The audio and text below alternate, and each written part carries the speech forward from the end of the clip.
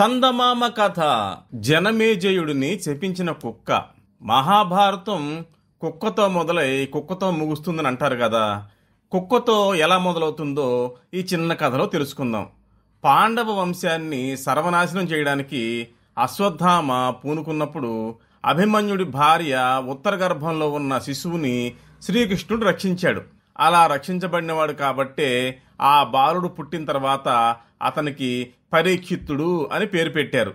ఆ పరీక్షితుని పెద్ద కుమారుడి పేరు జనమేజయుడు. అతనికి శృతసేనుడు, ఉగ్రసేనుడు, భీమసేనుడు అనే ముగ్గురు తమ్ముళ్ళు కూడా ఉన్నారు. ఒకసారి జనమేజయుడు తన తమ్ముళ్ళతో కలిసి కురుక్షేత్రంలో దీర్ఘసత్రయాగం ప్రారంభించాడు. ఆ సమయంలో అక్కడికి ఒక కుక్కపిల్ల వచ్చింది. ఆ మగ కుక్క పిల్ల పేరు సారమేయం. ఆ కుక్కపిల్ల తల్లి పేరు సరమ.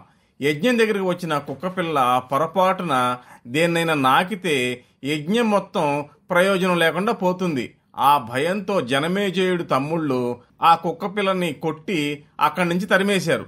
ఆ కుక్కపిల్ల ఏడుస్తూ తన తల్లి అయిన సరమ దగ్గరికి వెళ్ళింది. ఆ తల్లి తన కుమారుడిని ఎందుకు ఏడుస్తున్నావు అని అడిగింది. దానికి ఆ పిల్ల జనమేజయుడు తమ్ముళ్ళు నన్ను కొట్టారు అని చెప్పింది. దానికి తల్లి, వాళ్ళు నిన్ను అనవసరంగా ఎందుకు కొడతారు, నువ్వే ఏదో తప్పు పని చేసి ఉంటావు అంది. దానికి కుక్కపిల్ల స్పందిస్తూ, అమ్మా, నేనే తప్పు చేయలేదు. నేను యజ్ఞం జరిగే ప్రదేశానికి వెళ్ళిన మాట వాస్తవం, కానీ నేను ఏ తప్పు చేయలేదు. అక్కడ ఉన్న దేనిని నేను నాకలేదు, హవిస్సులను చూడలేదు. అయినప్పటికీ వాళ్ళు నన్ను కొట్టారు అని ఏడుస్తూ చెప్పింది. దాంతో సరమకి కోపం వచ్చింది.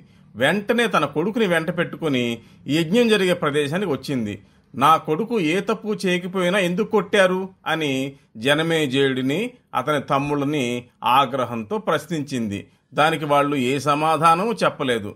దాంతో సరమకి ఆగ్రహం మరింత పెరిగింది. ఏ తప్పు చేయకపోయినా నా కొడుకును కొట్టారు కాబట్టి మీకు కూడా అనుకోని భయం కలుగుతుంది అని శపించి అక్కడి నుంచి వెళ్ళిపోయింది. కుక్క పెట్టిన శాపాన్ని విని జనమేజయుడు భయపడ్డాడు. ఆ శాపాన్ని ఎలా తొలగించుకోవాలా అని ఆలోచనలో పడ్డాడు. కురుక్షేత్రంలో దీర్ఘసత్రయాగం ముగిసిన తర్వాత హస్తినాపురానికి చేరుకున్నాడు. కుక్క పిల్లను అకారణంగా కొట్టిన పాపాన్ని, కుక్క విధించిన శాపాన్ని తొలగించగల పురోహితుడిని వెతకాలన్న నిర్ణయానికి వచ్చాడు. జనమేజయుడు పురోహితుడిని ఎలా వెతికాడు, అతనికి దొరికిన పురోహితుడు ఎవరు అనేది మరో కథలో తెలుసుకుందాం.